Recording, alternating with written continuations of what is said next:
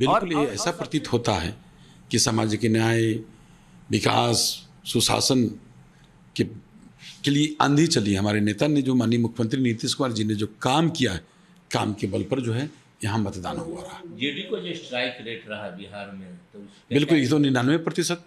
अब देख लीजिए ना, 16।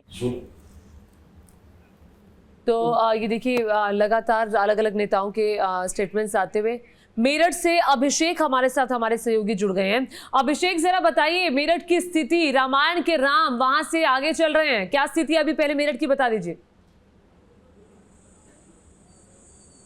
नहीं, आप पुरानी खबर बता रहे हैं। 21,000 वोटों से गठबंधन प्रत्याशी जो है वो आगे चल रही हैं सुनीता वर्मा। एक समय जो अरुण गोविल हैं, उन्होंने लीड ले ली थी 52,000 की। उस 52,000 की लीड को सुनीता वर्मा ने कम किया और कम करने के बाद वो लीड 5,000 की बढ़ाई। फिर अरुण गोविल ने वो लीड कम करी, फिर सुनीता वर्मा ने वो लीड बढ़ाई है और अब लीड बढ़कर सुनीता वर्मा की अरुण गोविल पर 21,000 वोटों की हो गई है। इलेक्शन कमीशन ने भी अपनी वेबसाइट पर ये अपडेट कर दिया है।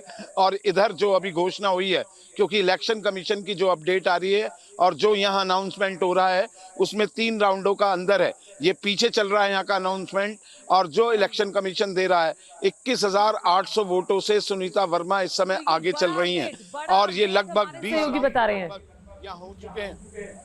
जी, बड़ा अपडेट अभिषेक बताते हुए कि अरुण गोविल पीछे चल रहे हैं। और हाँ, कहिए बात पूरी कीजिए।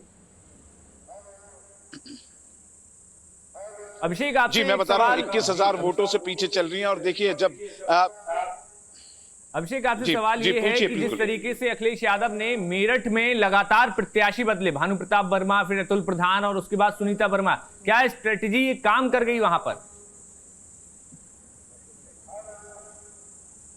जी देखिए, ये जो प्रत्याशी बदलने की बात थी, सपा की मेरे तमाम नेताओं से बात हुई और जो उच्च पदस्थ सोर्स हैं समाजवादी पार्टी के, उनका ये कहना था कि पत्ते नहीं खोलना चाहते थे अखिलेश। पहले डमी उम्मीदवार उतारे और फिर एंड टाइम पे योगेश वर्मा का टिकट उसी दिन हुआ जिस दिन नॉमिनेशन की लास्ट डेट थी, और चॉपर से लखनऊ से उनको टिकट और सारी कागज देके उन्होंने चॉपर से भेजा योगेश वर्मा को, जो सुनीता वर्मा के पति हैं।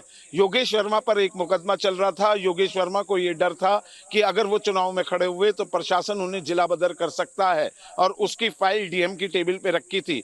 एंड टाइम पर उन्होंने योगेश वर्मा ने अखिलेश यादव से ये गुजारिश करी कि मुझे न लड़ाकर मेरी पत्नी को चुनाव लड़ाएंगे, चूंकि पुरानी मेयर रह चुकी हैं, पिछले टर्म में वो मेयर थी, तो ज्यादा बेहतर होगा, क्योंकि अगर मैं चुनाव लड़ने में तो हो सकता है प्रशासन मुझे जिला बदर कर दे।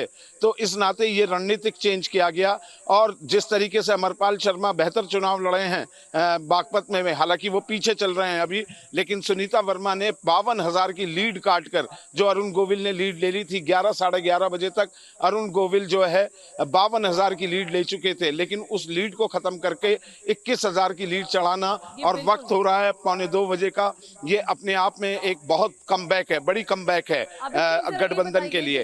और अभी ये लीड, क्योंकि बाहरी जो कैंडिडेट है ये बाहरी है, अरुण गोविल वापस मुंबई चले जाएंगे, और वैसे भी वो अपना पैकअप करके जब वहां का चुनाव खत्म हुआ तो मुंबई चले गए थे, तो बाहरी को रिजेक्ट किया।